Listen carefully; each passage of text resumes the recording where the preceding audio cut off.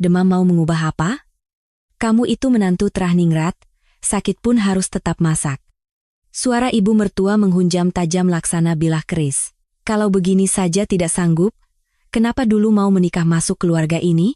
Saat itu, Mbak ipar sulung ikut menimpali dengan senyum sinis. Kenapa? Sih, heboh sekali. Semua juga pernah mengalaminya. Napasku sesak, pandanganku bergoyang.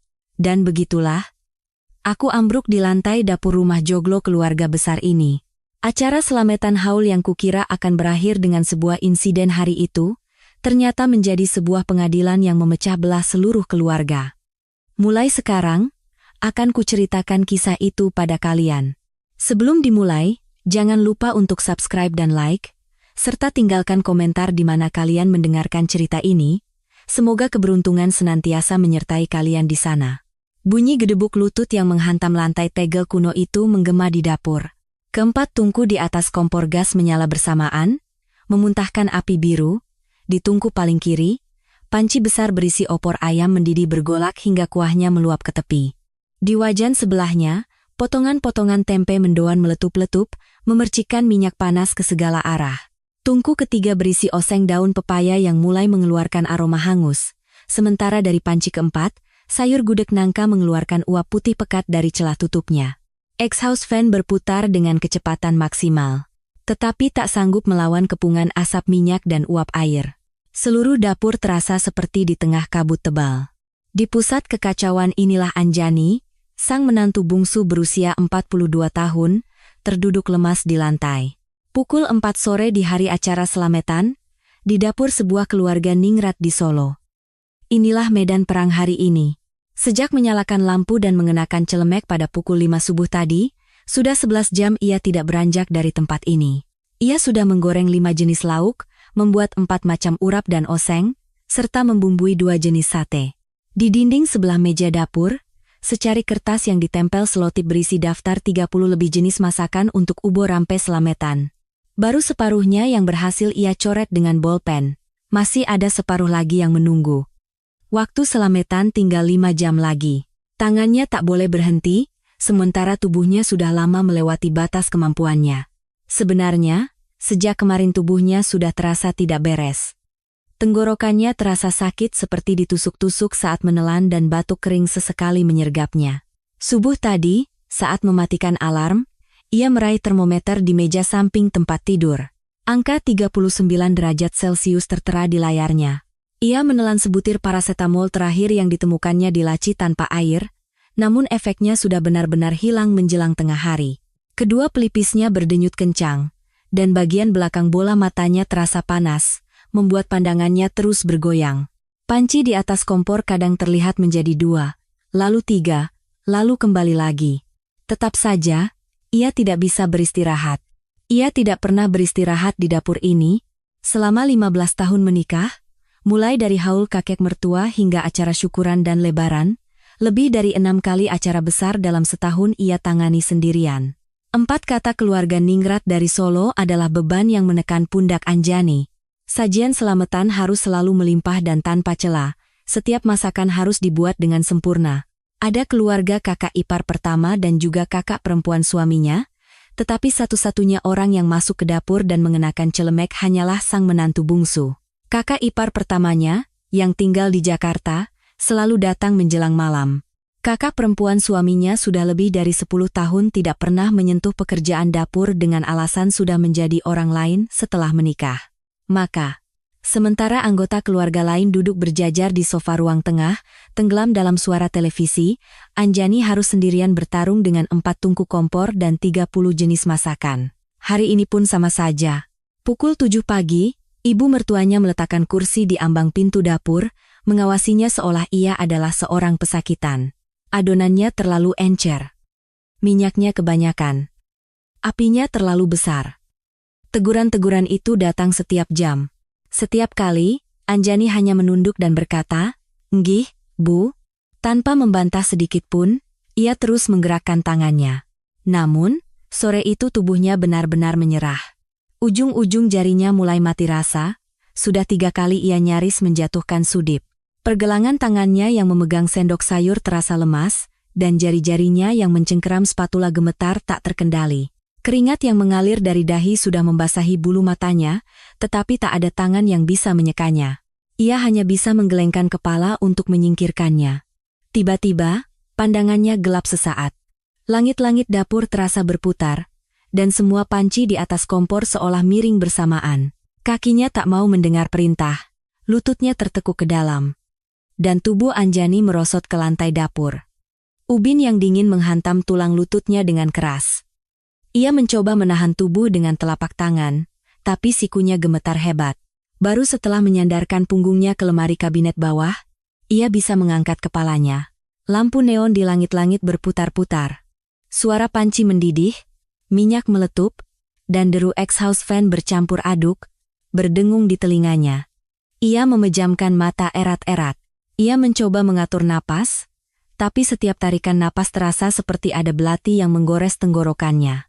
Sebentar saja. Duduk 30 detik, pasti bisa berdiri lagi, ia meyakinkan dirinya sendiri. Kalimat yang sudah ratusan kali ia ucapkan di dapur ini selama 15 tahun. Namun, belum genap 30 detik, suara sandal diseret mendekat dari arah koridor. Ibu mertuanya yang sedang menonton TV di ruang tengah. 4 tungku yang menyala mendadak senyap, tentu saja ia curiga. Ia berhenti tepat di ambang pintu dapur, melipat tangan di dada, dan menatap ke dalam. Pemandangan menantunya yang terduduk di lantai pasti langsung tertangkap matanya. Pipi yang memerah karena demam, keringat dingin yang mengilap di dahi, bahu yang gemetar, noda minyak di celemeknya, hingga luka melepuh kemerahan di punggung tangannya karena terciprat minyak panas semuanya pasti terlihat. Namun, yang muncul di antara kedua alis ibu mertuanya bukanlah kekhawatiran, melainkan kejengkelan. Menantu keluarga Ningrat kok begini saja tidak kuat? Satu kalimat itu membelah dapur yang penuh aroma masakan. Seharusnya bisa saja kata-kata hangat yang keluar lebih dulu. Pertanyaan. Kamu tidak apa-apa? Atau kalimat, istirahatlah sebentar. Tapi di dapur ini, selama 15 tahun, kata-kata seperti itu tidak pernah terdengar. Anjani membuka mulutnya dengan susah payah, suaranya bergetar. Ibu. Sebentar, kepala saya pusing sekali. Ibu mertuanya justru melangkah lebih maju. Menatap menantunya yang terduduk di lantai dari atas, bibirnya tertarik ke bawah. Nanti malam keluarga kakakmu datang, mejanya harus kamu yang siapkan. Memangnya siapa lagi? Setiap kata terasa seperti paku yang menancap di ulu hati Anjani. Napasnya tercekat. Bukan karena demam, sesuatu yang panas terasa naik dari perutnya, tapi Anjani menggigit bibirnya kuat-kuat untuk menelannya kembali, seperti yang sudah ratusan kali ia lakukan selama 15 tahun. Matanya memanas, tapi ia berkata pada dirinya sendiri itu karena demam, bukan karena air mata. Ibu mertuanya mengalihkan pandangan ke arah panci dan menambahkan satu kalimat lagi. Opornya sudah kamu cicipi? Bapakmu tidak suka masakan hambar. Setelah itu, suara sandalnya menjauh menyusuri koridor. Suara televisi kembali terdengar dari ruang tengah. Ditinggal sendirian lagi di dapur, Anjani menggapai pegangan wastafel dengan kedua tangan gemetar. Ia mencengkeramnya begitu kuat hingga buku-buku jarinya memutih, perlahan menarik tubuhnya ke atas. Lututnya berbunyi krak, dan otot pahanya terasa seperti ditarik paksa. Butuh lebih dari 30 detik untuk bisa kembali berdiri dengan kedua kakinya. Sambil berpegangan pada meja dapur, ia terengah-engah. Punggung tangannya gemetar hebat. Jari manis dan kelingkingnya berkedut tak terkendali, tapi ia tak punya waktu untuk sekadar mengepalkan tangan dan menahannya. Ia menyeret kakinya, satu demi satu, kembali ke depan panci opor. Ia meraih sendok sayur. Sendok stainless steel itu terasa licin di tangannya, tapi ia mengerahkan sisa-sisa tenaga di ujung jemarinya untuk menggenggamnya. Gelembung-gelembung kuah santan pecah di permukaan, mengepulkan uap tipis. Tepat saat itu, ia merasakan kehadiran orang lain di ambang pintu dapur. Suaminya, Bimo. Rupanya ia diam-diam beringsut dari ruang tengah dan kini berdiri di ambang pintu dapur, menatap punggung istrinya. Noda minyak di celemeknya, bahunya yang terkulai, punggung tangannya yang gemetar memegang sendok sayur, leher belakangnya yang memerah, dan rambutnya yang lepek oleh keringat semuanya pasti Bimo lihat. Anjani tahu suaminya ada di sana, tatapan di punggungnya terasa menusuk. Ia berharap Bimo akan mengatakan sesuatu. Kamu capek, ya? Sini aku bantu. Atau sekadar pertanyaan singkat, kamu tidak apa-apa? Tapi yang datang hanyalah keheningan. Bimo menundukkan kepalanya dalam-dalam. Bibirnya terkatup rapat, pandangannya jatuh ke lantai. Entah itu berarti maaf, aku tidak bisa berbuat apa-apa, atau hanya karena ia takut pada ibunya. Anjani tak bisa membaca arti di balik keheningan singkat itu. Atau mungkin, ia tidak mau membacanya. Sekitar 3 atau 4 detik berlalu. Bimo mengangkat kepalanya, lalu tanpa berkata apa-apa, ia berbalik kembali ke ruang tengah, punggungnya yang berjalan menuju sofa terlihat jelas. Punggung yang sama, yang sudah tak terhitung kali dilihat Anjani selama 15 tahun. Sambil memegang sendok sayur, Anjani menatap punggung itu lama sekali. Ujung jarinya masih gemetar. Mungkin bukan hanya tangannya yang gemetar. Jauh di dalam dadanya, sesuatu yang telah ia tekan dan timbun selama 15 tahun mulai retak. Tapi tanpa menyadari keretakan itu, Anjani kembali menggerakkan sendok sayurnya perlahan. Kuah di dalam panci terus mendidih. Ia tidak bisa berhenti, karena ia tidak pernah berhenti. Gerakan sendok sayur di tangannya semakin melambat. Anjani nyaris tak sanggup berdiri di depan panci opornya. Sejak terduduk di lantai dan bangkit lagi tadi, kakinya sudah tidak bisa diajak kompromi. Lutut kirinya terus-menerus ingin tertekuk ke dalam, dan otot betisnya mengeras seperti batu. Bukan ia yang bersandar pada sudut meja dapur, melainkan meja itulah yang menopang tubuh Anjani. Tanpa meja itu, ia pasti sudah tergelincir ke lantai lagi. Wajahnya mulai pucat pasi. Pipi yang tadi memerah karena demam, kini perlahan memutih. Warna bibirnya ikut memudar, nyaris keabu-abuan. Butiran keringat di dahinya telah mendingin, menjadi aliran air dingin yang menuruni pelipis hingga ke rahang. Urat-urat biru di punggung tangannya terlihat jelas, dan kelima jarinya yang memegang sendok sayur gemetar tak beraturan. Sendok itu nyaris terlepas, membuatnya harus menahan pergelangan tangannya dengan tangan yang lain. Ia harus memegangi tangannya sendiri hanya untuk bisa mempertahankan sebuah sendok sayur. Tetap saja, ia tidak bisa melepaskannya. Berhenti berarti selesai. Jika ia berhenti, tak akan ada opor untuk sajian selametan. Jika tak ada opor, suara ibu mertuanya pasti akan menembus dinding dapur. Kalimat yang baru saja didengarnya masih terngiang-ngiang di telinga. Menantu keluarga Ningrat kok begini saja tidak kuat? Kalimat itu terasa seperti duri yang tersangkut di tenggorokan, menusuk setiap kali ia menelan ludah. Jarum jam sudah melewati pukul 6 sore. Di antara suara riuh televisi dari ruang tengah, terdengar suara pintu depan dibuka dan ditutup. Lalu, suara yang familiar terdengar menyusuri koridor. Kakak ipar sulung dan suaminya sudah tiba. Mereka datang dari Jakarta, dan seperti biasa, baru menampakkan wajah menjelang malam. Berbeda dengan Anjani yang sudah menjaga dapur ini sejak pukul 5 subuh, keluarga kakak iparnya selalu berangkat santai dari Jakarta, melaju di jalan tol, dan tiba tepat pada waktu makan malam. Datang saat semua makanan sudah tersaji, duduk, lalu makan. Itulah pola yang tidak pernah berubah selama 15 tahun. Ibu, kami datang. Suara ceria kakak iparnya, Ratih, memenuhi ruang tengah. Terdengar suara ibu mertua yang menyambut gembira, sofa yang berderit, dan sapaan hangat. Wah, sudah datang. Sini, duduk. Suara-suara penuh kehangatan itu, yang mengalir sampai ke dapur, terdengar anehnya begitu dingin di telinga Anjani. Jarak antara ruang tengah dan dapur ini hanya beberapa langkah, tapi suhu kedua ruangan itu benar-benar berbeda. Tak lama kemudian, suara ketukan sepatu hak tinggi mendekat ke arah dapur. Mbak Ratih, ia bersandar di kusen pintu dapur, lalu perlahan mengamati ke dalam. Pakaiannya rapi dan bersih, blas rajut berwarna krem dipadu rok panjang selutut. Sebuah gelang emas tipis berkilau di pergelangan tangannya, sementara tangan yang lain menenteng tas belanja dari sebuah butik ternama. Tak sehelai rambut pun berantakan, dan aroma parfum lembut tercium darinya.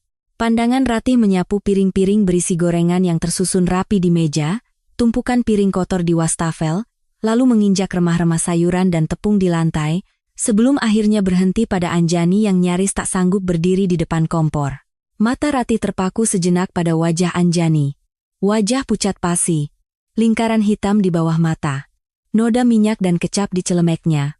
Poni yang lepek menempel di dahi karena keringat. Mata yang merah. Setelah mengamati dari atas ke bawah, sudut bibir Ratih terangkat sebelah. Itu adalah senyum sinis. Kok heboh sekali, sih? Sebuah kalimat yang diucapkan dengan enteng. Intonasi suaranya tidak tinggi, tapi makna di baliknya begitu jelas. Kenapa berlagak seperti orang paling menderita? Semua orang juga melakukan ini. Kenapa cuma kamu yang berlebihan? Begitulah artinya. Ujung jari Ratih yang bersih berkilauan dengan cat kuku. Tangan yang hari ini sama sekali tidak pernah memegang wajan, yang tidak pernah terciprat setetes pun minyak. Tangan Anjani yang memegang sendok sayur berhenti seketika.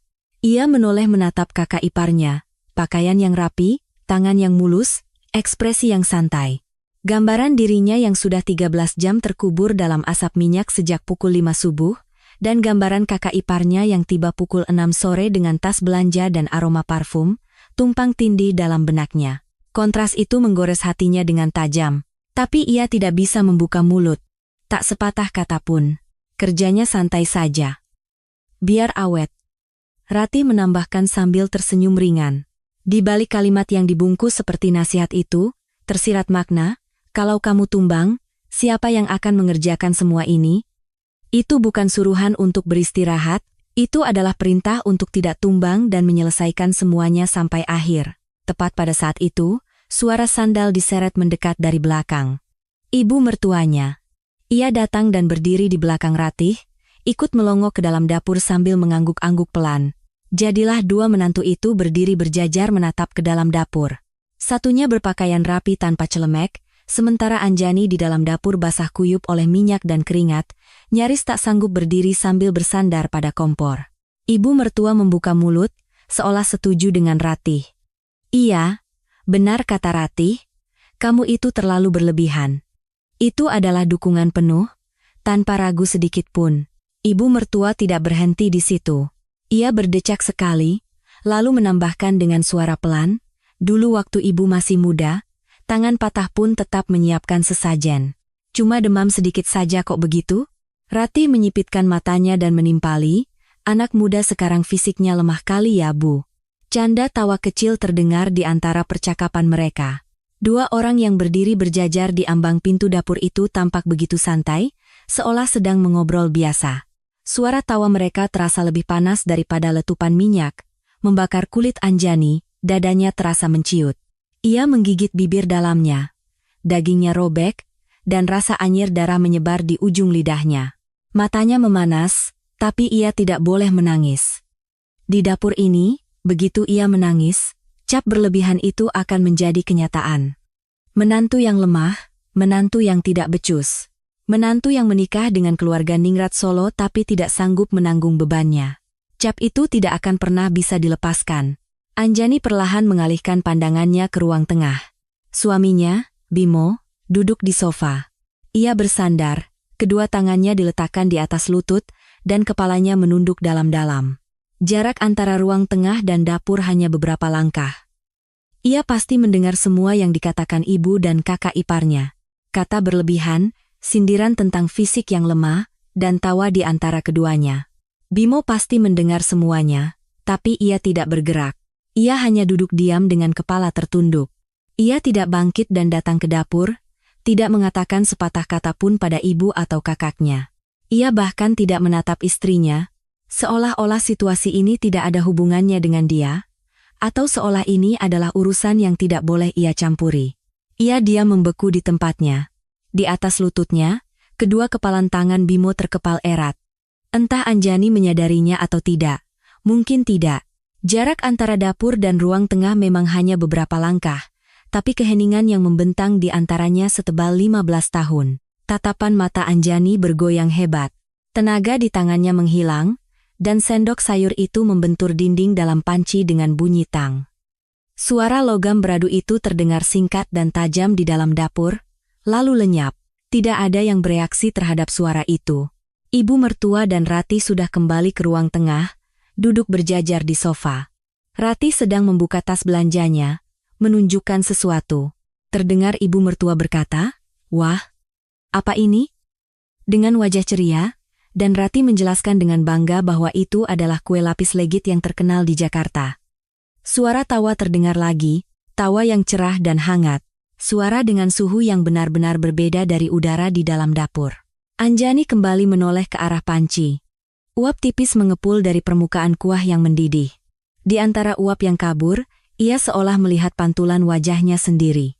Wajah pucat pasi, mata sayu, bibir bengkak. Siapapun yang melihatnya akan tahu bahwa orang ini seharusnya tidak sedang berdiri.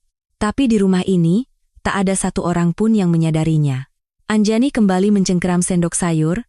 Dengan tangan gemetar, ia perlahan mengaduk kuah. Api biru di bawah kompor menari-nari, dan potongan nangka serta daging di dalam panci timbul tenggelam. Di dalam dapur ini, Anjani benar-benar sendirian. Kuah di dalam panci terus mendidih, buih-buih santan menyebar di tepiannya, dan api biru dari kompor tak henti-hentinya menjilat dasar panci. Anjani berdiri di depannya sambil memegang sendok sayur, tapi kata berdiri mungkin tidak tepat. Ia bersandar pada sudut meja dapur, menopang tubuhnya dengan kekuatan kedua lengannya. Kakinya sudah lama menyerah, hanya tergeletak di lantai. Ia sudah 13 jam menjaga dapur ini, parasetamolnya sudah habis, dan suhu tubuhnya terus naik. Rasa panas yang membara di dalam kepalanya menjalar hingga ke belakang bola matanya. Telinganya berdenging nyaring, menelan suara exhaust fan dan tawa dari ruang tengah. Pandangannya pun mulai kabur. Garis panci di depannya memburam, lalu terbelah menjadi dua. Ia mencoba berkedip, tapi bayangan itu tidak mau kembali menjadi satu. Waktu selametan sudah di depan mata. Tinggal menyelesaikan opor ini, maka tugas hari ini selesai. Ia tidak boleh tumbang di sini. Jika ia tumbang, tak ada opor. Jika tak ada opor, sajian selamatan tidak lengkap. Jika sajian tidak lengkap, ia harus mendengar lagi kata-kata itu. Menantu keluarga Ningrat kok begini saja tidak kuat? Daripada mendengar kalimat itu sekali lagi, lebih baik ia membeku di tempat ini. Sambil mengertakkan gigi, ia memasukkan sendok sayur dan mengaduk sekali. Pergelangan tangannya bergetar, dan ujung jarinya semakin mati rasa, tapi ia menahan napas dan mengaduk sekali lagi. Tepat pada saat itu, pandangannya padam. Seperti layar televisi yang mati, kompor, panci, dan tangannya sendiri lenyap seketika, digantikan kegelapan pekat yang menelan seluruh pandangannya. Napasnya tercekat, udara tak mau masuk ke tenggorokan, dan sensasi lantai yang miring menyelimuti seluruh tubuhnya. Tapi yang miring bukanlah lantai, melainkan tubuh Anjani sendiri. Tenaga di pergelangan tangannya lenyap, sendok sayur terlepas dari sela-sela jarinya. Benda itu menghantam permukaan kompor dengan bunyi klang. Tubuhnya condong ke kiri. Secara naluriah ia mengulurkan tangan. Ujung jarinya sempat menyentuh gagang panci, tapi jari-jarinya yang basah oleh keringat tergelincir di atas permukaan stainless steel.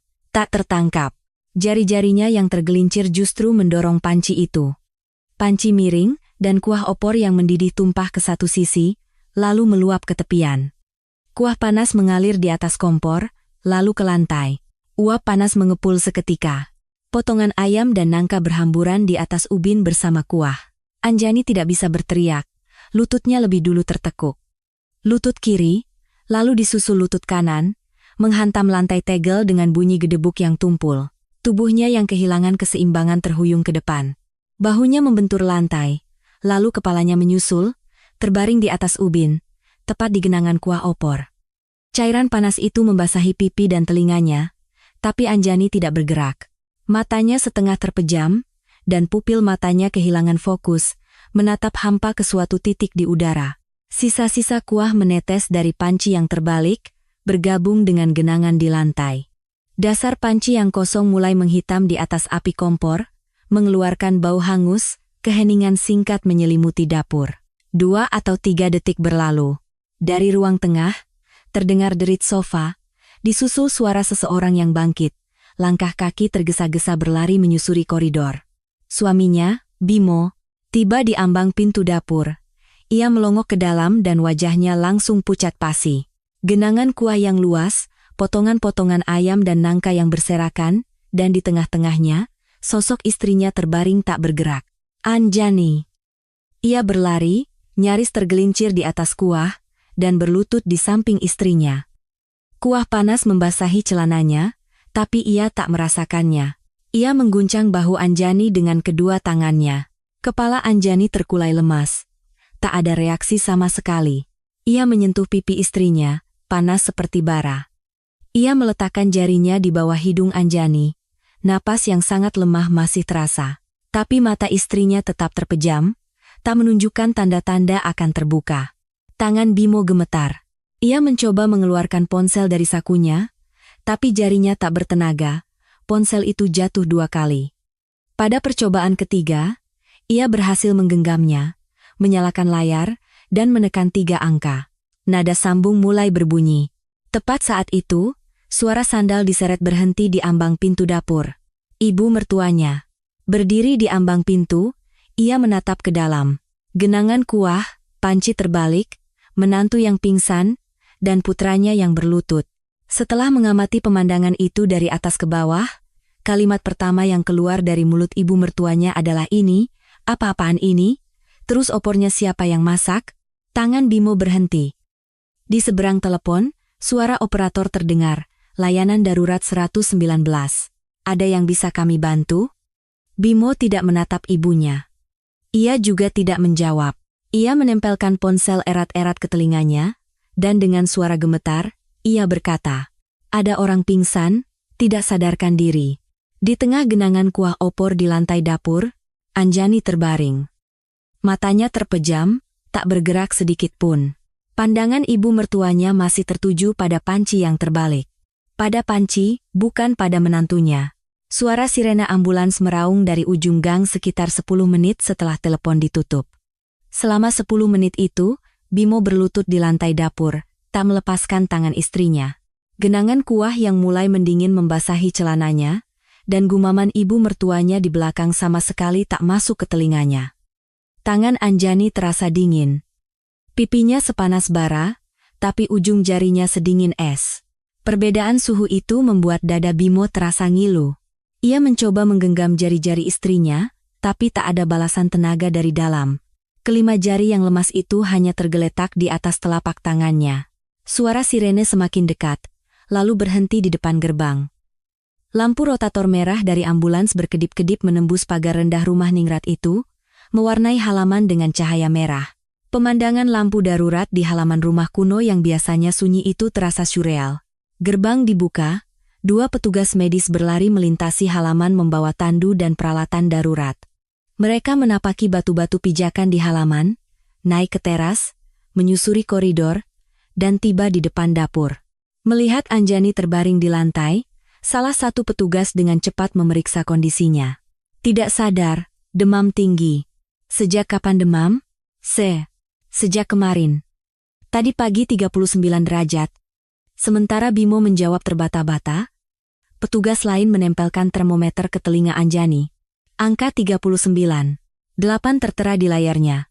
Wajah petugas itu langsung menegang. Suhu di atas 40. Segera bawa ke rumah sakit. Pintu dapur rumah joglo itu terlalu sempit untuk tandu. Jadi Bimo dan seorang petugas harus mengangkat tubuh Anjani dengan hati-hati. Saat Bimo menyelipkan lengannya di bawah punggung istrinya untuk mengangkatnya, tubuh itu terasa sangat ringan. Tulang belikatnya yang kurus terasa di telapak tangannya. Lengan atasnya pun terasa tirus, kontur tulangnya begitu jelas. Kapan dia jadi sekurus ini? Dulu waktu awal menikah tidak begini, pipi dan lengannya tidak sekurus ini. Setiap hari tinggal di rumah yang sama, makan di meja yang sama, tapi ia sama sekali tidak menyadari istrinya telah menyusut sebanyak ini. Pikiran itu membakar tenggorokannya. Mereka membawa Anjani melewati koridor, menurunkannya ke atas tandu di teras. Petugas dengan sigap mengencangkan sabuk pengaman, lalu mulai membawa tandu melintasi halaman menuju gerbang. Angin malam bulan Oktober di Solo berhembus melintasi halaman. Dahan pohon mangga bergoyang ditiup angin, menebarkan bayangan di langit yang gelap. Rambut Anjani yang terbaring di tandu beterbangan ditiup angin. Di balik masker oksigen, embun napasnya yang tipis muncul dan menghilang berulang kali, menjadi satu-satunya tanda kehidupan. Bimo berjalan di samping tandu, dengan panik mengambil barang-barang. Ponsel di saku, kunci mobil, dan tas istrinya yang ia raih begitu saja saat keluar dari dapur. Tas jeans usang yang selalu dibawa Anjani. Ia berpikir mungkin di rumah sakit akan butuh kartu asuransi atau KTP, jadi tanpa pikir panjang ia menyambarnya. Resleting tas itu tidak tertutup rapat, tapi ia tak punya waktu untuk memperhatikannya. Saat melangkah keluar gerbang. "Bapak, ayo cepat naik," seru seorang petugas dari belakang ambulans. Bimo buru-buru menaiki pijakan belakang, tapi ujung sepatunya tersandung ambang gerbang. Tubuhnya terhuyung ke depan, refleks ia mencengkeram pegangan ambulans. Pada saat itu, tas Anjani yang hanya tersampir di lengannya tergelincir. Buk! Tas itu jatuh ke tanah di depan gerbang. Isinya tumpah ruah dari resleting yang terbuka. Dompet, bungkus parasetamol kosong, tumpukan struk belanja, dan sebuah buku catatan usang. Buku itu jatuh dan terbuka di tanah. Bimo berbalik hendak memungutnya, tapi seorang petugas menarik lengannya dari dalam. "Kondisi pasien darurat, Pak. Cepat." Saat itu, terdengar suara tongkat di belakangnya. Bapak mertuanya, Pak Hartono. Ia berjalan perlahan melintasi halaman hingga ke gerbang. Matanya menatap barang-barang yang berserakan di tanah. Biasanya, membungkuk pun sulit baginya, tapi kali ini ia meletakkan tongkatnya di samping, lalu perlahan menekuk lututnya dan mulai memunguti barang-barang itu satu persatu. Ia mengambil dompet dan memasukkannya ke dalam tas, menyapu bungkus obat dan tumpukan struk. Terakhir, tangannya meraih buku catatan usang yang terbuka di tanah. Sambil memegang buku itu, Pak Hartono berjalan ke arah ambulans. Bimo mengulurkan tangan dari dalam, dan setelah ragu sejenak, petugas mempersilakan Pak Hartono untuk ikut naik. Dengan berpegangan pada tongkat, Pak Hartono perlahan menaiki pijakan belakang dan masuk ke dalam ambulans. Pintu ditutup, sirene meraung, dan mobil melaju. Bagian dalam ambulans terasa sempit. Dindingnya penuh dengan peralatan medis, dan lampu neon di langit-langit memancarkan cahaya putih yang dingin. Anjani terbaring di tandu. Seorang petugas di sampingnya sedang memasang infus sambil memantau angka-angka di monitor. Bimo berjongkok di sisi lain tandu, memegangi tangan istrinya. Pak Hartono duduk meringkuk di kursi bantu di seberangnya. Tongkatnya diletakkan di antara kedua lututnya. Di satu pangkuan ada tas Anjani, di tangan yang lain ada buku catatan usang yang baru saja ia pungut. Ambulans keluar dari gang kecil, masuk ke jalan raya, dan menambah kecepatan. Badan mobil berguncang, membuat lampu neon di langit-langit berkedip-kedip, suara sirene menggema di dalam. Tetesan infus dan bunyi elektronik dari monitor mengisi keheningan di antaranya. Awalnya, Pak Hartono hanya meletakkan buku itu di pangkuannya tanpa berpikir. "Ini barang menantuku, nanti ku kembalikan." Begitu pikirnya. Tapi halaman yang terbuka saat jatuh tadi terus menarik perhatiannya. Di bawah cahaya lampu neon, tulisan tangan yang rapat terlihat jelas. Pak Hartono tanpa sadar mengangkat buku itu. Itu adalah tulisan tangan menantunya, tulisan yang memenuhi halaman tanpa baris dan margin. Tintanya berwarna-warni, hitam, biru, merah. Jelas sekali ini tidak ditulis dalam satu hari, melainkan disambung sedikit demi sedikit dalam waktu yang lama. Sampul buku itu sudah berubah kecoklatan karena sering dipegang, sudut-sudutnya usang dan kompang-camping, dan setiap halamannya penuh dengan bekas lipatan. Sekilas saja sudah terlihat ini bukan barang baru, melainkan benda yang sudah berumur bertahun-tahun. Pak Hartono mulai membaca baris pertama. Matanya yang sudah tua kesulitan melihat tulisan kecil, jadi ia mencondongkan tubuh ke depan, menyipitkan mata, dan mendekatkan buku itu ke wajahnya. Di bawah cahaya lampu neon ambulans, ia mulai mengikuti tulisan tangan menantunya, kata demi kata. Dari baris pertama ke baris kedua, dari baris kedua ke baris ketiga, ia membalik halaman. Lalu halaman berikutnya. Setiap halaman dipenuhi tulisan tangan menantunya. Ada halaman yang bertanggal, ada yang tidak. Tapi dari depan ke belakang, gaya tulisannya sedikit berubah. Tulisan yang awalnya rapi dan tegak, perlahan menjadi miring dan terburu-buru. Di beberapa halaman, ada noda seperti bekas tetesan air. Tinta yang luntur membentuk lingkaran-lingkaran kecil. Bukan hanya satu atau dua. Noda-noda dengan berbagai ukuran tumpang tindih di banyak halaman. Pak Hartono tahu apa itu. Itu bekas air mata. Tangan Pak Hartono yang memegang buku itu mulai bergetar. Bimo, yang masih memegangi tangan istrinya, menoleh. Ia melihat wajah ayahnya di seberangnya. Di bawah cahaya lampu neon, ekspresi Pak Hartono perlahan runtuh. Sudut matanya yang berkerut bergetar, dan dari sela bibirnya yang terkatup rapat, terdengar napas yang berat. Buku di tangan ayahnya masuk ke pandangan Bimo. Buku usang yang penuh tulisan tangan istrinya. "Bapak, itu apa?" Pak Hartono tidak menjawab. Matanya tak lepas dari buku itu. Ia membalik halaman lagi. Ujung-ujung jarinya memutih, dan kedua tangannya yang memegang buku itu bergetar hebat. Bimo mencondongkan tubuhnya melewati tandu untuk ikut melihat. Tanpa berkata apa-apa, Pak Hartono sedikit memiringkan buku itu ke arah putranya. Berdampingan, di bawah lampu neon ambulans yang bergoyang, ayah dan anak itu mulai membaca tulisan tangan menantu dan istri mereka. Semakin banyak mereka membaca, getaran tangan Pak Hartono semakin hebat, dan napas Bimo semakin sesak. Ambulans melaju membelah kota Solo. Suara sirene menggema di jalanan malam. Di dalam mobil, hanya ada suara tetesan infus, napas lemah Anjani, dan gemerisik halaman buku yang dibalik, memenuhi ruangan sempit itu. Setelah ambulans berhenti di depan pintu anit gawat darurat, semuanya bergerak cepat. Petugas menurunkan tandu, mendorongnya masuk melalui pintu otomatis. Perawat yang sudah menunggu, bergegas memeriksa kondisi Anjani dan membawanya menghilang ke ruang tindakan. Bimo mencoba mengikuti, tapi seorang perawat menahannya di pintu. "Bapak tunggu di sini sebentar, ya? Nanti kalau sudah ada perkembangan kami kabari." Pintu ruang tindakan tertutup. Bimo berdiri terpaku di depan pintu itu, tak bisa bergerak selangkah pun. Dari dalam, terdengar suara peralatan didorong dan percakapan cepat para perawat. Setiap suara itu terasa seperti meremas jantungnya. Pak Hartono berdiri beberapa langkah di belakangnya, memegang tongkat, menatap pintu yang sama.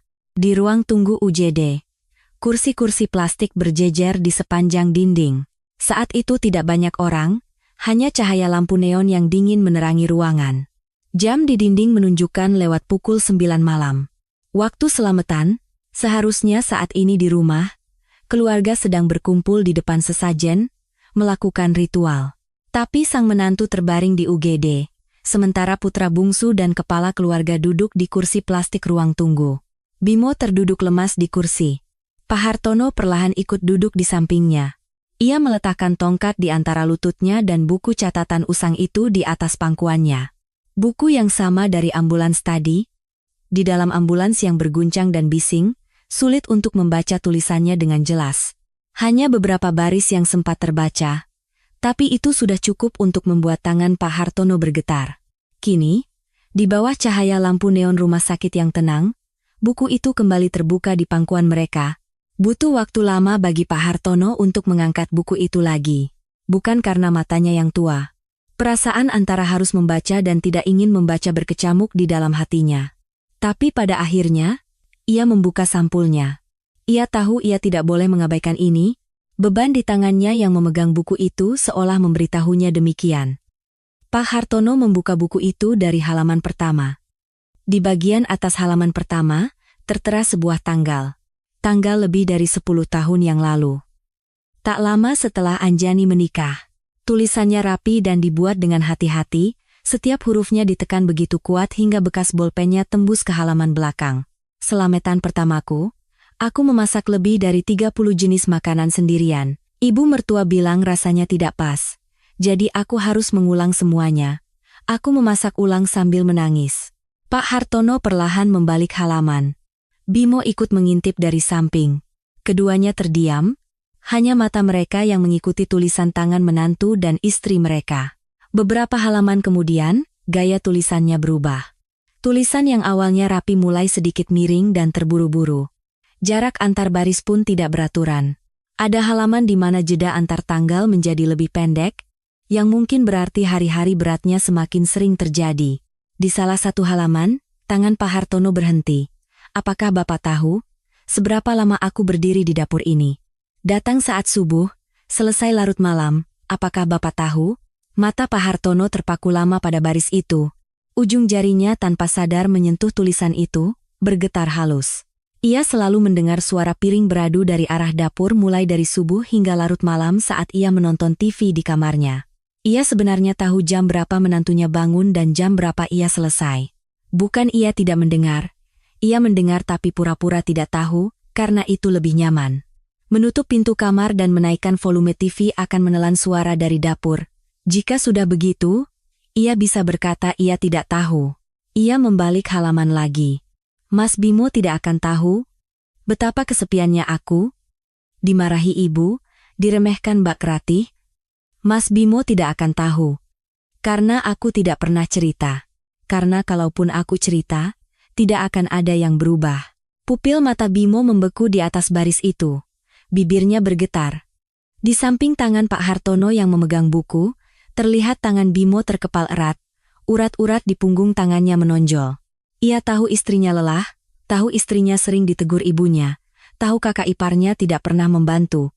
Tapi ia tidak pernah membela.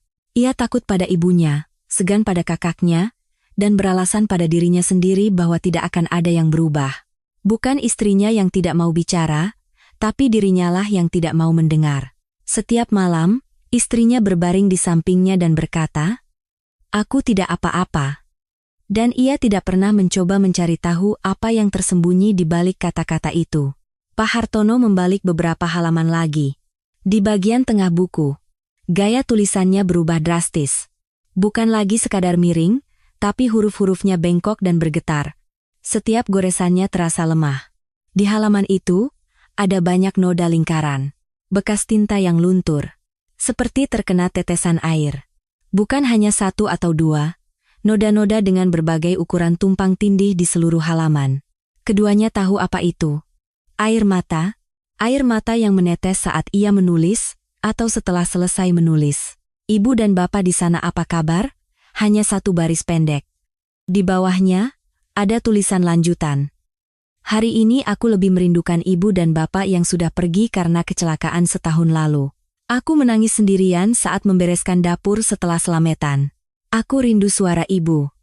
Sudut mata Pak Hartono memerah. Ia teringat pemakaman itu.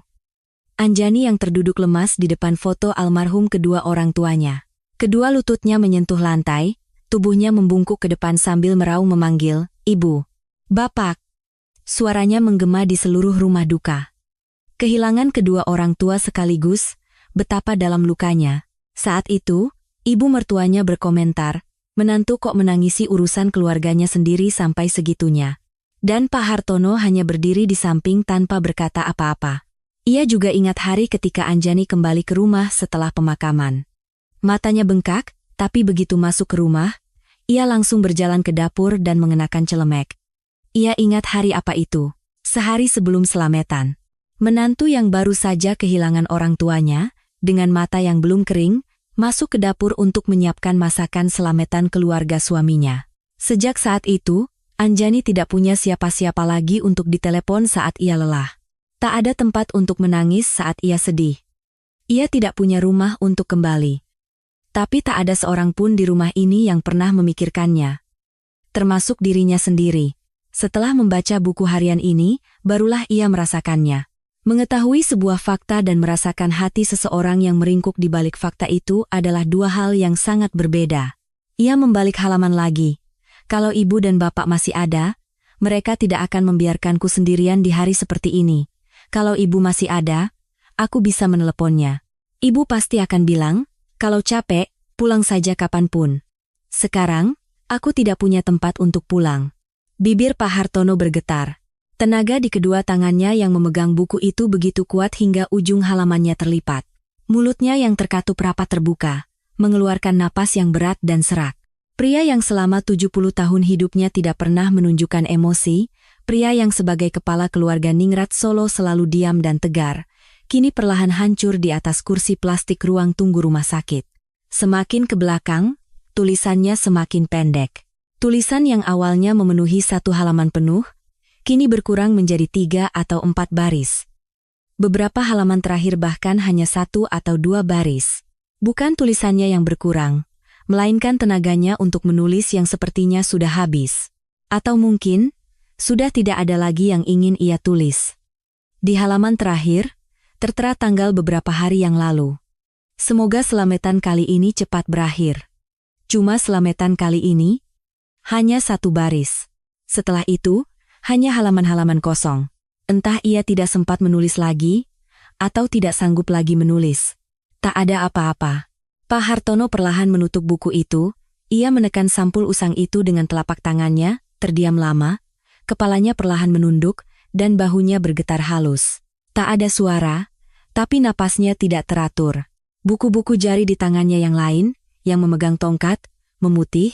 Bimo menatap ayahnya dari samping. Punggung ayahnya yang belum pernah ia lihat seumur hidupnya. Punggung yang selalu tegap itu kini membungkuk, dan bahunya yang lebar kini menciut.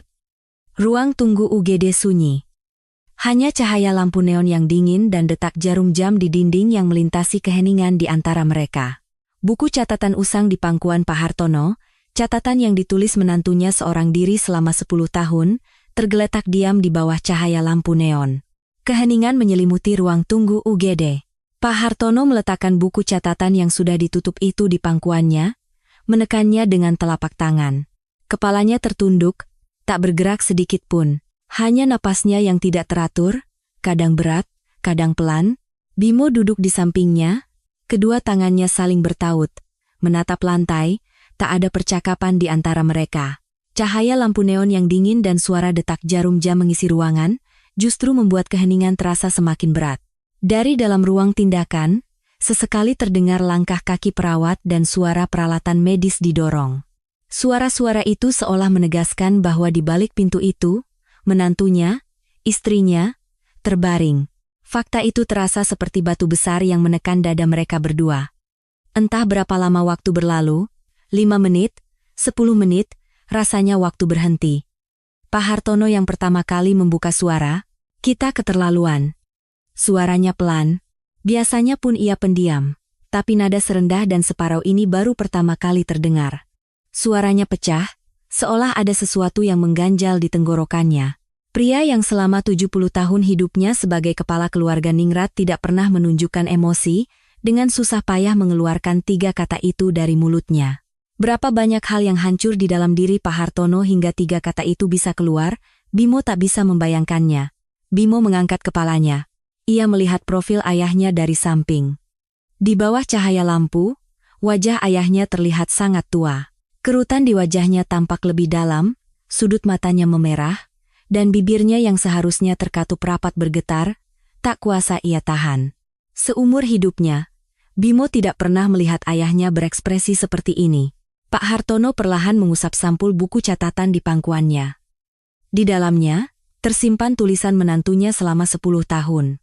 Hari-hari di mana ia sendirian menjaga dapur dari subuh hingga malam, kerja keras yang tak pernah dihargai, dan malam-malam di mana ia menangis sendirian, merindukan orang tuanya semuanya tertekan di dalam buku usang itu. Bapak tahu dia pergi ke pasar subuh-subuh, suara Pak Hartono semakin pelan. Bapak juga dengar suara piring sampai larut malam dari dapur. Bapak tahu dia sendirian menyiapkan masakan setiap ada acara. Tahu menantu pertama tidak datang. Tahu anak perempuan Bapak juga tidak membantu. Bapak tahu semua. Ujung kalimatnya pecah. Tapi Bapak pura-pura tidak tahu. Pak Hartono mengangkat kepalanya, menatap pintu ruang tindakan yang tertutup. Setelah menatapnya sejenak, ia kembali menunduk. Bapak juga tahu dia demam. Tadi pagi, waktu Bapak ke dapur, wajahnya merah sekali, dia juga batuk. Tapi Bapak malah duduk di ruang tengah dan menyalakan TV. Ah, tidak apa-apa, dia masih muda. Begitu pikir Bapak sambil mengganti saluran. Bahu Pak Hartono bergetar hebat sekali. Karena lebih nyaman. Karena si bungsu yang akan mengerjakan semuanya. Karena menantu itu akan melakukan apa saja yang disuruh. Bapak cukup duduk di kamar dan tidak melakukan apa-apa. Urat-urat di tangannya yang memegang tongkat menonjol. Sambil mengepalkan dan melepaskan pegangan tongkatnya, Pak Hartono melanjutkan, "Ibumu memarahinya?" Bapak tidak bilang apa-apa. Menantu pertama cuma mengirim oleh-oleh dan dipuji-puji, sementara menantu bungsu kerja 2 hari 2 malam tanpa sepatah kata pujian, Bapak juga hanya diam. Suara Pak Hartono semakin kecil, nyaris seperti gumaman. Tapi beban di dalam suara kecil itu justru terasa lebih berat. Inilah balasannya. Setiap kata jatuh perlahan dan berat, seolah menusuk dadanya sendiri. Pak Hartono sedang berbicara pada dirinya sendiri. Meskipun ditujukan pada putranya, Itu lebih merupakan cambukan untuk dirinya sendiri. Bimo mendengarkan kata-kata ayahnya, tak sepatah kata pun terlewat. Kedua tangannya yang saling bertaut semakin erat hingga buku-buku jarinya memutih, rahangnya bergetar. Sesuatu yang panas naik ke tenggorokannya, tapi ia tak bisa menelannya maupun memuntahkannya. Bimo membuka mulut. Suaranya pecah. Kenapa aku tidak tahu? Hanya satu kalimat pendek, tapi beban di baliknya tidaklah pendek. 15 tahun. Selama 15 tahun mereka tinggal di rumah yang sama, makan di meja yang sama, tidur di ranjang yang sama, dan setiap pagi Bimo menatap wajah istrinya. Tapi ia tidak tahu betapa lelahnya wanita itu. Setiap hari dia bilang tidak apa-apa, suara Bimo bergetar. Seharusnya aku bilang, kalau capek, bilang. Tapi aku tidak pernah mengatakannya. Karena dia bilang tidak apa-apa, aku kira dia benar-benar tidak apa-apa. Bukan, aku ingin percaya dia tidak apa-apa. Karena itu lebih nyaman, karena dengan begitu, aku tidak perlu melakukan apa-apa. Mata Bimo memerah, air mata mulai mengalir di pipinya. Ia tidak menyekanya. Sepertinya ia bahkan tidak terpikir untuk menyekanya. Bapak. Aku. Bimo menutupi wajahnya dengan kedua tangan, dengan susah payah melanjutkan. Aku ada di sampingnya, tapi tidak melakukan apa-apa. Waktu ibu bilang, menantu keluarga Ningrat kok begini saja tidak kuat, aku diam saja. Waktu Mbak Rati mengejeknya berlebihan, aku tidak bisa berkata apa-apa. Istriku demam tinggi, aku bahkan tidak bisa melarangnya untuk tidak ke dapur. Bahunya terguncang. Ia menangis tanpa suara. Waktu istriku pingsan, kata pertama ibu adalah, bagaimana ini? Saat itu pun, aku tidak bisa bilang apa-apa. Suami macam apa aku ini? Kata-kata itu menyebar di udara dingin ruang tunggu. Di bawah cahaya lampu neon, punggung Bimo membungkuk. Air mata menetes dari sela-sela tangannya, jatuh ke lantai. Pak Hartono menatap punggung putranya yang menangis lama sekali. Dulu punggung itu tidak selebar ini. Ia menikahkannya, memberinya anak, memberinya gelar kepala keluarga. Tapi ia tidak pernah mengajarinya cara melindungi istrinya sebagai kepala keluarga. Ia tidak bisa mengajarinya. Karena ia sendiri tidak tahu. Ia sendiri hidup seperti itu seumur hidupnya. Membiarkan istrinya bekerja keras di dapur, membiarkan menantunya tumbang. Ia mengira itulah tugas seorang kepala keluarga. Orang seperti itu, apa yang bisa ia ajarkan pada putranya? Pak Hartono perlahan membuka mulut. Bukan tidak tahu. Bimo menurunkan tangannya, menatap ayahnya. Matanya merah, dan jejak air mata mengilap di pipinya. Pak Hartono menatap lurus ke mata putranya. Suaranya bergetar, tapi setiap katanya penuh bobot. Bukan tidak tahu. Kita yang tidak mau lihat. Udara di ruang tunggu seolah membeku. Bukan tidak tahu. Kita yang tidak mau lihat. Kalimat itu bergema di bawah cahaya lampu neon. Bimo dan Pak Hartono sendiri merasakan beban kalimat itu dengan seluruh tubuh mereka.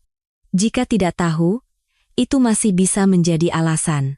Jika benar-benar tidak tahu, lain kali bisa diperbaiki, tapi jika tidak mau lihat, jika tahu tapi memalingkan muka, itu tidak bisa dimaafkan.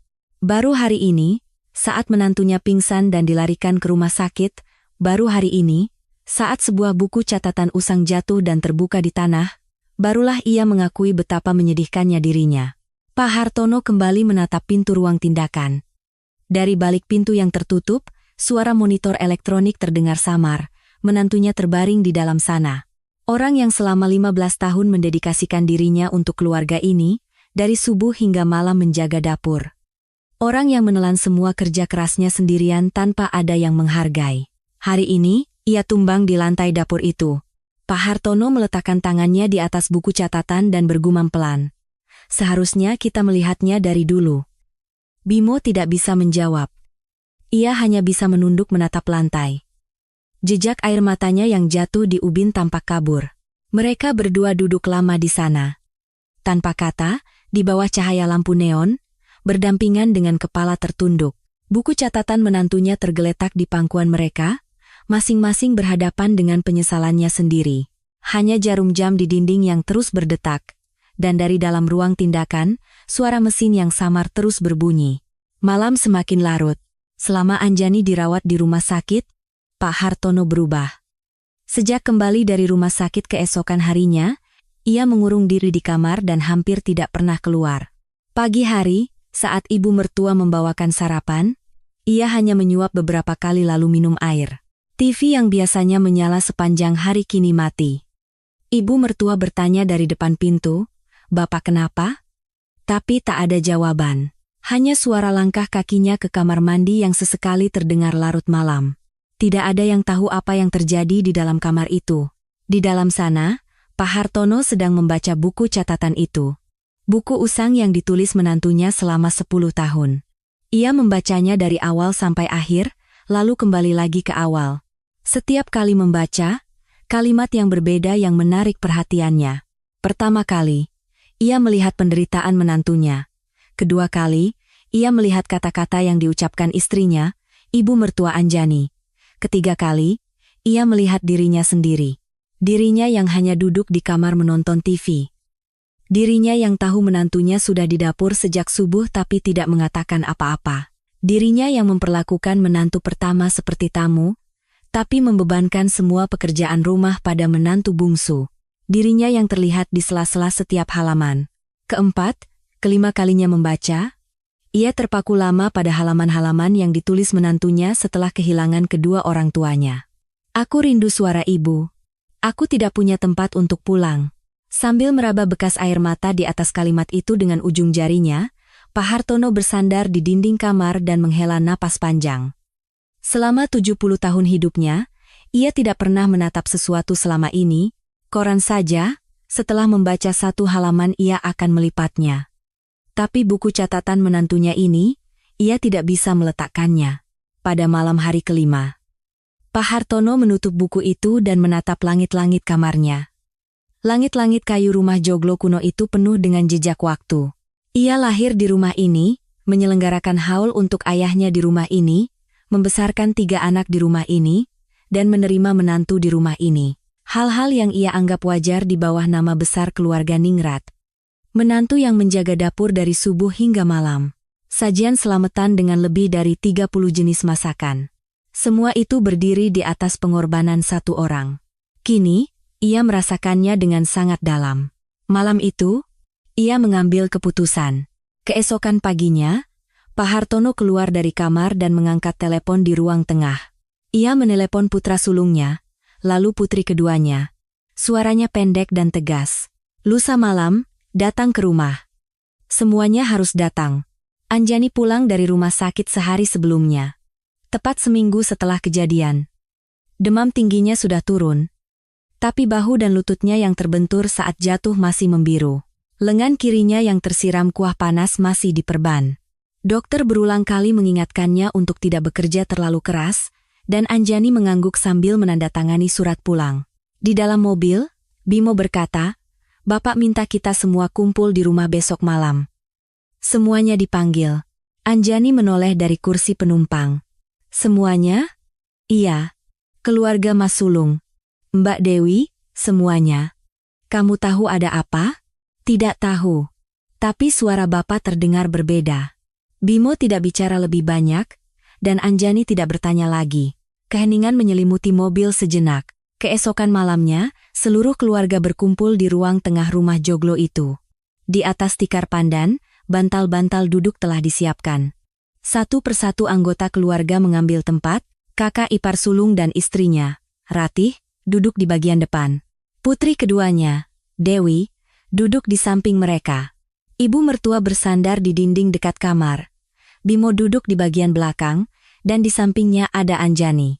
Perban di lengan kirinya sedikit terlihat, dan wajahnya masih pucat. Di tengah ruangan, ada sebuah meja rendah. Di atasnya tidak ada apa-apa. Meja kosong. Anggota keluarga saling melirik, bertanya-tanya mengapa mereka dipanggil, tapi tidak ada yang berani memulai pembicaraan. Pak Hartono keluar dari kamarnya. Sambil memegang tongkat, ia berjalan perlahan. Di tangannya, ada sebuah buku catatan usang. Buku yang sama, yang selama 5 hari, ia baca berulang kali di kamarnya. Pak Hartono duduk di depan, meletakkan buku itu di atas meja. Bunyi tuk yang pelan terdengar di ruang tengah yang sunyi. Mata Anjani membelalak. Itu buku catatannya. Buku yang tidak pernah ia tunjukkan pada siapapun, yang ia tulis sendirian di ruang pribadinya. Kini buku itu ada di tangan bapak mertuanya, di tengah-tengah ruang keluarga. Jantungnya terasa berhenti berdetak. Bimo di sampingnya diam-diam menggenggam tangannya. Seolah berkata, tidak apa-apa. Pandangan semua orang tertuju pada buku di atas meja. Itu apa? Tanya kakak ipar sulung sambil memiringkan kepala. Pak Hartono tidak menjawab. Ia justru membuka buku itu. Ia membukanya di halaman tengah, dan meletakkannya begitu saja di atas meja. Baca. Hanya satu kata pendek. Kakak ipar sulung mencondongkan tubuhnya ke depan, mengintip buku itu. Ratih di sampingnya ikut mencondongkan kepala, dan Dewi bergeser mendekat. Ibu mertua tetap di tempatnya, menatap ke kejauhan. Ruang tengah menjadi sunyi. Membaca satu halaman, membalik ke halaman berikutnya, membaca lagi, membalik lagi, hanya suara gemerisik kertas yang mengisi ruangan. Tak ada yang bersuara. Wajah kakak ipar sulung perlahan menegang. Sudut bibir Ratih turun. Dan Dewi menggigit bibirnya. Apa yang dialami menantu, adik ipar, dan istri adik mereka di dapur ini selama 10 tahun, tulisan-tulisan itu menceritakannya dengan gamblang. Bangun subuh untuk ke pasar, memasak lebih dari 30 jenis makanan sendirian, menelan omelan ibu mertua, menahan sindiran kakak ipar, dan malam-malam di mana ia menangis sendirian dalam keheningan suaminya. Semuanya tertekan di antara tulisan-tulisan rapat itu. Hari-hari di mana ia menangis sendirian di dapur merindukan orang tuanya yang telah tiada, dan satu baris di mana ia menulis aku tidak punya tempat untuk pulang. Menusuk hati setiap orang yang membacanya. Di halaman yang penuh noda air mata, tangan Ratih berhenti. Setiap kali ia datang, ia hanya duduk di sofa menonton TV, tidak pernah masuk ke dapur. Ia hanya mengirim oleh-oleh dan menerima pujian. Sementara di sampingnya, adik iparnya sudah 13 jam menggoreng lauk. Wajah Ratih mengeras. Bibirnya bergetar, tapi ia tidak bisa berkata apa-apa. Dewi menundukkan kepalanya dalam-dalam. Sepertinya ia teringat pada dirinya sendiri yang dengan alasan sudah menikah tidak pernah sekalipun masuk ke dapur. Pandangan ibu mertua bergoyang. Sejak tadi ia menatap ke kejauhan, tapi selama anggota keluarga membaca buku itu, pandangannya perlahan turun ke atas meja. Bibirnya terkatup rapat, dan kedua tangannya di atas pangkuan meremas ujung bajunya. Anjani menatap pemandangan buku catatannya yang terbuka di depan keluarganya. Rasa malu dan sedih bercampur aduk. Tanpa sadar, ia meremas tangan Bimo yang menggenggamnya. Bimo balas menggenggamnya lebih erat. Waktu yang cukup telah berlalu. Pak Hartono membuka suara. Sudah selesai baca? Tak ada yang menjawab. Ada yang tidak bisa mengangkat kepala. Ada yang mengangkat kepala tapi tidak berani menatap. Pak Hartono mengambil buku itu, menutupnya, dan meletakkannya kembali di atas meja. Ia kemudian memandang berkeliling ruangan. Putra sulungnya, menantu pertamanya, putri keduanya, istrinya, dan putra bungsunya beserta istrinya. Ia menatap wajah mereka satu persatu. Ada yang mau Bapak sampaikan. Udara di ruang tengah menegang. Separuh dari warisan keluarga. Pak Hartono berhenti sejenak. Keheningan menyelimuti ruangan. Mendengar kata warisan, mata kakak ipar sulung membelalak. Ratih menegakkan duduknya, dan Dewi mengangkat kepalanya. Pandangan ibu mertua untuk pertama kalinya menatap lurus ke arah Pak Hartono. Butuh beberapa detik bagi Pak Hartono untuk melanjutkan. Beberapa detik itu terasa sangat lama bagi semua orang di sana. Bapak berikan pada menantu bungsu. Ruangan itu membeku. Itu adalah harta yang sangat besar. Dan itu akan diberikan bukan pada putra bungsu, melainkan pada menantu bungsu. Anjani menahan napas. Ia tidak percaya dengan apa yang didengarnya. Bimo di sampingnya juga membeku. Mata Ratih membelalak, mulutnya setengah terbuka. Ia hendak mengatakan sesuatu, tapi tak ada suara yang keluar. Kakak ipar sulung memegang lengan Ratih, tapi wajahnya sendiri sama tegangnya. Dewi menunduk. Ibu mertua hendak membuka mulut. Bibirnya bergetar. Tapi mata Pak Hartono menatapnya, bukan tatapan diam seperti biasanya, tatapan yang kokoh, dalam, dan tak tergoyahkan. Mulut ibu mertua kembali tertutup. Pak Hartono melanjutkan dengan suara pelan, dibandingkan dengan apa yang telah dia lakukan untuk keluarga ini selama 15 tahun, ini pun masih kurang. Dari subuh hingga malam menjaga dapur. Sakit pun tidak bisa istirahat, sedih pun tidak bisa bicara. Dan kita menganggapnya wajar. Tak ada seorang pun di ruangan itu yang mengangkat kepala. Memangnya ada yang wajar? Bagi manusia? Kata-kata terakhir Pak Hartono perlahan menyelimuti ruang tengah. Suaranya pelan, tapi beban di dalamnya seberat balok penyangga rumah joglo ini. Bimo menunduk, kedua tangannya menggenggam tangan istrinya. Air matanya menetes, membasahi celananya. Anjani menatap bapak mertuanya, bibirnya bergetar. Campuran antara kaget, sedih, dan terima kasih membuatnya bingung harus berekspresi seperti apa. Kata-kata yang selama 15 tahun tidak pernah ia dengar, diucapkan oleh orang yang paling pendiam di rumah ini. Di ruang tengah, hanya terdengar suara detak jam dinding dan napas seseorang yang tercekat. Setelah pembicaraan tentang warisan selesai, keheningan di ruang tengah tidak kunjung mencair. Semua anggota keluarga menunduk, menatap motif tikar di lantai. Ratih menggigit bibirnya erat-erat, kedua tangannya terkepal di pangkuan. Mata Dewi memerah, ia memainkan ujung lengan bajunya. Kakak ipar sulung melipat tangan di dada, menatap ke suatu tempat. Ibu mertua masih bersandar di dinding, bibirnya terkatup rapat, tak bergerak. Pak Hartono memandang reaksi keluarganya sekali lagi, lalu perlahan mengusap sampul buku catatan di atas meja. Seolah masih ada yang ingin ia sampaikan. Satu lagi. Udara di ruang tengah kembali menegang. Pembicaraan warisan saja sudah cukup berat, masih ada lagi? Pandangan semua orang kembali tertuju pada Pak Hartono. Selametan. Pak Hartono mengucapkan satu kata. Mulai sekarang, selamatan haul keluarga tidak akan dilakukan seperti selama ini. Kakak ipar sulung mengangkat kepalanya.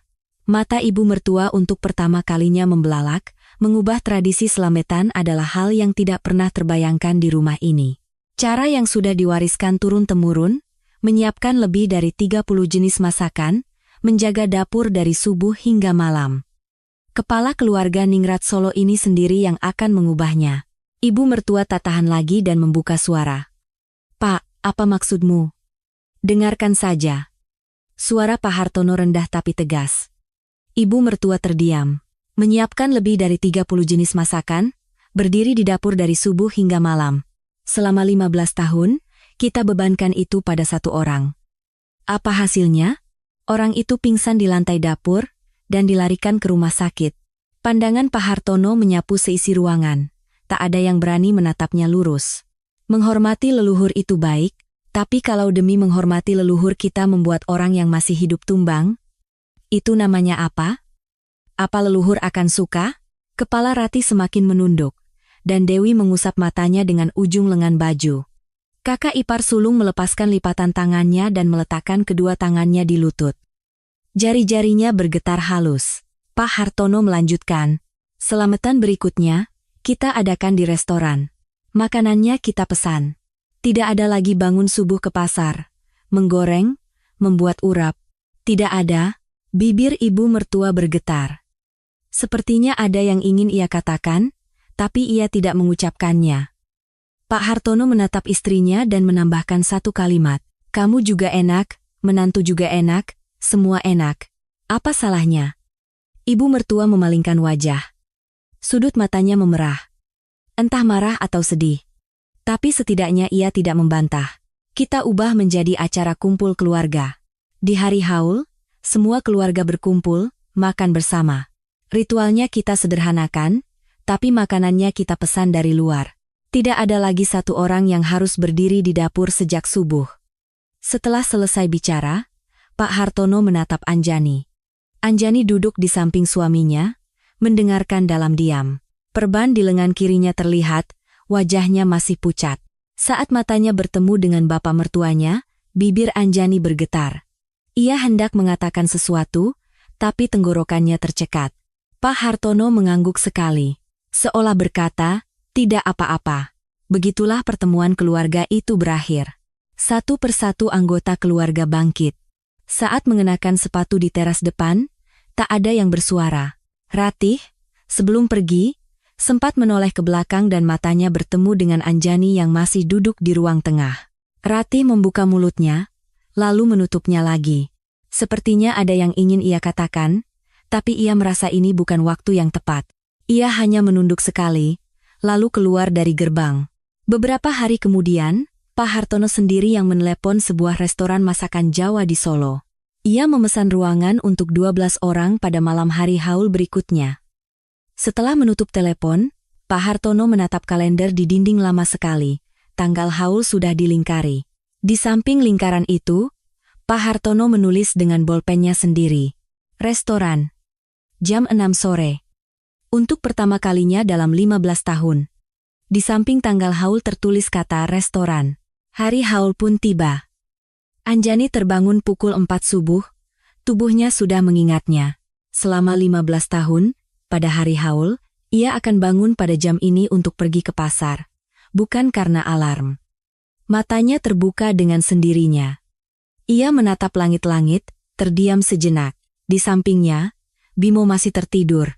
Pikiran untuk bangun secara refleks melintas. Tapi ia segera sadar. Hari ini tidak perlu pergi. Tidak perlu ke pasar. Tidak perlu berdiri di dapur.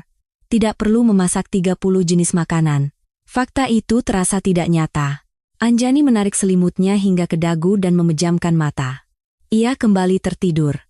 Tidur lagi di subuh hari haul adalah yang pertama kali sejak ia menikah. Pukul 6 sore di sebuah restoran masakan Jawa di Solo. Di dalam ruangan yang luas, sebuah meja bundar telah disiapkan. Piring-piring yang tertata rapi berkilauan di bawah cahaya lampu. Satu persatu anggota keluarga datang dan duduk. Kakak ipar sulung dan Ratih, Dewi dan suaminya, ibu mertua, Pak Hartono, Bimo, dan Anjani. Ditambah anak-anak, hampir 12 orang duduk mengelilingi satu meja bundar. Anjani duduk di samping Bimo. Ia duduk, bukan berdiri. Ia tidak bolak-balik antara dapur dan ruang makan mengantar makanan, tidak membalik gorengan di depan wajan, tidak mengaduk opor sambil mencicipi kuahnya. Ia hanya duduk di kursi, di meja yang sama dengan anggota keluarga lain, menatap makanan yang sama. Ini pertama kalinya dalam 15 tahun. Duduk di kursi pada hari haul, makanan mulai dihidangkan. Masakan Jawa yang disiapkan restoran. Ada gorengan, ada urap, ada opor. Bukan masakan Anjani. Makanan yang dibuat orang lain dan diantarkan ke mejanya. Setiap kali satu piring diletakkan di atas meja, pandangan Anjani mengikutinya. Untuk membuat gorengan itu, harus membuat adonan tepung. Untuk membuat urap itu, harus ke pasar subuh-subuh. Untuk memasak opor itu, harus berdiri di depan kompor sejak pagi. Pikiran-pikiran itu melintas secara otomatis, tapi hari ini, ia tidak perlu melakukan semua itu. Makan malam dimulai. Semua anggota keluarga mengangkat sendok dan garpu. Awalnya terasa canggung. Makan di restoran pada hari haul adalah hal yang belum pernah terjadi di keluarga ini. Tapi makanannya enak, dan suara tawa anak-anak mengisi ruangan, membuat suasana perlahan mencair. Anjani perlahan mengangkat sendoknya. Ia menyuap nasi ke mulutnya.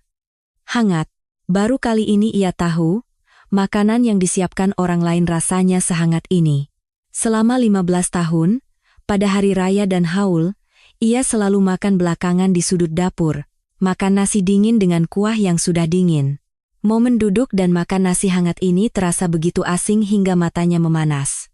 Bimo di sampingnya mengambil lauk dan meletakkannya di piring Anjani. Makan yang banyak. Hanya satu kalimat pendek, tapi Anjani hanya bisa mengangguk. Tenggorokannya tercekat. Menjelang akhir makan malam, Pak Hartono meletakkan gelasnya dan menatap Anjani. Tatapan diam yang sama yang ia lihat di ruang keluarga, di ambulans, dan di rumah sakit. Tapi hari ini, ada sesuatu yang berbeda di dalam tatapan itu. Kehangatan, atau rasa bersalah, atau mungkin keduanya. Anjani, Pak Hartono memanggil nama menantunya. Selama 15 tahun, berapa kali bapak mertuanya memanggil namanya secara langsung? Mungkin bisa dihitung dengan jari. Meja menjadi sunyi, pandangan semua orang tertuju pada Pak Hartono. Pak Hartono perlahan membuka mulut, suaranya pelan, tapi setiap katanya jelas. Tradisi keluarga ini, kamu yang menjaganya. Satu kalimat. Air mata mengalir dari mata Anjani. Ia mencoba menahannya. Tapi tak bisa. Ia menggigit bibirnya. Tapi sia-sia. Selama 15 tahun, dari subuh hingga malam menjaga dapur, ia tidak pernah mendengar kata-kata itu. Kata terima kasih, kata, berkat kamu, tidak pernah ia dengar. Tapi orang yang paling pendiam di rumah ini, di depan seluruh keluarga di meja bundar restoran, mengatakannya. Bimo merangkul bahu istrinya. Anjani bersandar di lengan suaminya. Menangis lama sekali, menangis dengan suara, untuk pertama kalinya di depan mereka semua. Pak Hartono kembali mengangkat gelasnya, minum seteguk. Lalu ia memandang keluar jendela. Beberapa bintang terlihat di langit malam Solo. Sudut matanya juga basah, tapi tak ada yang mengatakannya. 1 tahun berlalu. Musim kemarau tiba di Solo. Pohon mangga di halaman rumah Ningrat itu berbuah lebat dan angin yang berhembus meniup daun-daun kering ke halaman. Langit tinggi dan cerah tanpa awan membentang di atas atap genteng rumah Joglo. Hari haul. Setahun yang lalu, pada hari ini, Anjani bangun pukul 4 subuh untuk pergi ke pasar.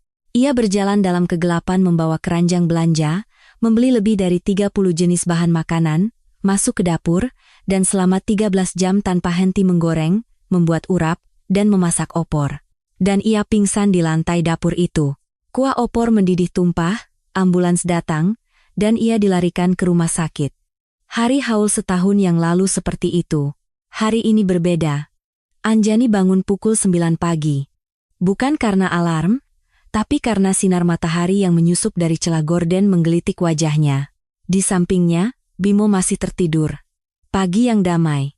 Sampai tahun lalu, Anjani tidak pernah tahu pagi hari haul bisa sedamai ini. Ia menatap langit-langit dari dalam selimut, langit-langit putih. Setahun yang lalu, pada jam ini, ia sudah 2 jam memotong-motong di dapur, memotong labu siam, membersihkan kangkung, merebus bayam. Sekarang, ia berbaring di dalam selimut, rasanya masih canggung. Bimo membuka matanya. Tidur nyenyak? Iya. Restoran jam berapa hari ini? Jam 6 sore. Bimo menggeliat dan bangkit. Anjani perlahan menyingkap selimut dan bangun. Ia pergi ke dapur dan minum segelas air. Di atas kompor, tidak ada panci maupun wajan. Kompornya mati. Pemandangan kompor yang kosong di pagi hari haul. Aneh. Tapi menenangkan. Pagi itu, ia berjalan-jalan dengan suaminya. Mereka berjalan santai di kota Solo. Sinar matahari terasa hangat, dan angin sepoi-sepoi. Mereka berjalan bergandengan tangan. Berjalan-jalan dengan suami pada hari haul adalah yang pertama kali sejak menikah. Sampai tahun lalu, berjalan-jalan adalah hal yang mustahil bagi Anjani. Ia tidak pernah keluar dari dapur dari subuh hingga malam. Makan siang mereka sederhana di rumah. Bimo memasak mie instan. Mienya sedikit lembek, tapi enak. Mereka duduk berhadapan, menyeruput mie sambil tertawa. Hal sepele, tapi bisa menikmati keseharian seperti ini pada hari haul bagi Anjani masih terasa seperti mimpi. Sore harinya, mereka perlahan bersiap-siap. Memilih baju, menata rambut. Tak perlu memakai celemek, tak perlu membawa keranjang belanja. Ia memakai baju bepergian dan sepatu. Memakai sepatu pada hari haul adalah yang pertama kali. Sampai tahun lalu, pakaiannya hanya kaos, celana panjang, dan celemek. Pukul 6 sore di restoran masakan Jawa di Solo. Restoran yang sama dengan tahun lalu. Di dalam ruangan yang luas, sebuah meja bundar telah disiapkan, piring-piring yang tertata rapi berkilauan di bawah cahaya lampu. Satu persatu anggota keluarga datang dan duduk, kakak ipar sulung dan Ratih, Dewi dan suaminya, anak-anak, ibu mertua, Pak Hartono, Bimo, dan Anjani.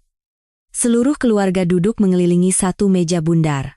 Ada beberapa hal yang berubah dari setahun yang lalu.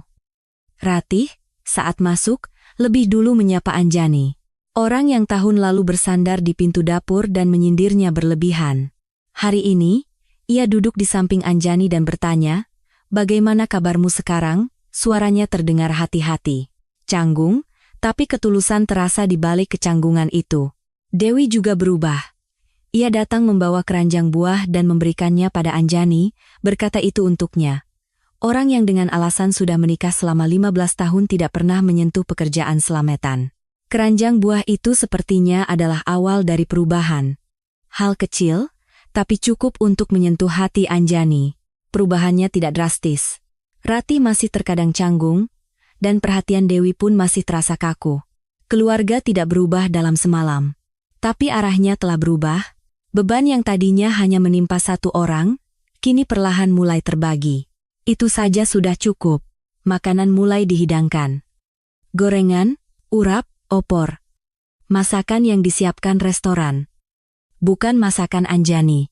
Setiap kali satu piring diletakkan di atas meja, Anjani menatapnya dalam diam. Sampai tahun lalu, semua makanan ini ia masak sendirian. Dari pukul 5 subuh hingga malam, sekarang, orang lain yang memasak dan mengantarkannya. Ia hanya perlu duduk dan menunggu. Saat itu, ia merasakan gerakan di sampingnya. Ibu mertuanya. Ibu mertuanya mengambil teko air di atas meja, menuangkannya ke dalam gelas. Lalu ia mendorong gelas itu ke depan Anjani. Anjani menoleh menatap ibu mertuanya. Ibu mertuanya tidak berani menatap lurus mata Anjani. Pandangannya berkelana di atas meja, bibirnya bergetar. Sepertinya ada yang ingin ia katakan, tapi sulit keluar. Akhirnya, alih-alih berkata-kata, ibu mertuanya mendorong gelas itu sekali lagi ke arah Anjani dengan ujung jarinya. Hanya itu, tapi Anjani tahu makna di balik segelas air itu. Selama 15 tahun, ibu mertuanya tidak pernah memberikan segelas air pun pada menantunya. Meskipun ia berdiri berjam-jam di dapur, meskipun keringatnya bercucuran, Anjani selalu harus mengambil minumnya sendiri. Ibu mertua itu yang kini menyodorkan segelas air. Mata Anjani memanas, tapi ia tidak menangis. Ia justru menerima gelas itu dengan kedua tangannya. "Terima kasih, Bu." Suaranya pelan. Ibu mertuanya mengangguk sedikit. Hanya itu, tapi itu adalah momen di mana sesuatu terjalin di antara mereka untuk pertama kalinya dalam 15 tahun. Meja menjadi hening sejenak. Pak Hartono mengangkat gelasnya. Minum seteguk, meletakkannya kembali, lalu memandang sekeliling meja. Ia menatap wajah anggota keluarganya yang duduk mengelilingi meja bundar, satu persatu. Putra sulungnya, menantu pertamanya, putri keduanya, istrinya, putra bungsunya, dan menantu bungsunya. Setahun yang lalu, orang-orang ini duduk berjajar di sofa menonton TV, sementara di dapur hanya ada Anjani sendirian. Sekarang, mereka semua duduk bersama di satu meja bundar. Tak ada satupun yang sendirian di dapur. Tak ada satupun yang makan sendirian. Pak Hartono membuka suara dengan pelan. "Manusia itu yang utama." 3 kata. Semua orang di meja itu mendengarnya. Tak ada yang menjawab, tapi tak ada yang memalingkan muka. 3 kata yang rendah dan kokoh dari Pak Hartono itu perlahan berputar di atas meja bundar, sampai ke telinga setiap anggota keluarga. Manusia itu yang utama. Lebih penting dari selamatan, lebih penting dari gengsi, lebih penting dari nama besar keluarga. Fakta yang begitu wajar itu, butuh waktu terlalu lama bagi keluarga ini untuk menyadarinya. Baru setelah satu orang tumbang, baru setelah sebuah buku catatan usang jatuh ke tanah, barulah mereka mengerti. Anjani memegang gelasnya dengan kedua tangan, menatap bapak mertuanya. Pak Hartono mengangguk ke arah menantunya. Seperti di rumah sakit setahun yang lalu, seolah berkata, "Tidak apa-apa, bukan, kali ini sedikit berbeda." Seolah berkata, "Terima kasih atas kerja kerasmu." Anjani tersenyum. Matanya sedikit berkaca-kaca, tapi ia tersenyum. Setahun yang lalu ia hanya menangis, hari ini ia bisa tersenyum. Cahaya lampu yang hangat menerangi meja bundar, dan sendok garpu anggota keluarga mulai bergerak. Seseorang mengoper piring, dan anak-anak tertawa sambil mengambil lauk. Rati meletakkan sepotong gorengan di piring Anjani. Dewi memesan semangkuk opor hangat lagi. Belum sempurna. Keluarga ini masih canggung, kaku, dan perjalanannya masih panjang. Tapi mereka duduk bersama di meja bundar. Tak ada satupun yang sendirian di dapur. Itu saja sudah menjadi pemandangan yang sama sekali berbeda dari setahun yang lalu. Malam musim kemarau di Solo semakin larut. Di luar jendela restoran, cahaya lampu jalanan berpendar hangat. Dan di dalam meja bundar itu, tawa keluarga perlahan menyebar dengan tenang. Bagaimana kisah hari ini menurut kalian? Terima kasih sudah mendengarkan sampai akhir. Jika video ini menyentuh hati kalian, jangan lupa untuk subscribe, like, dan nyalakan notifikasinya.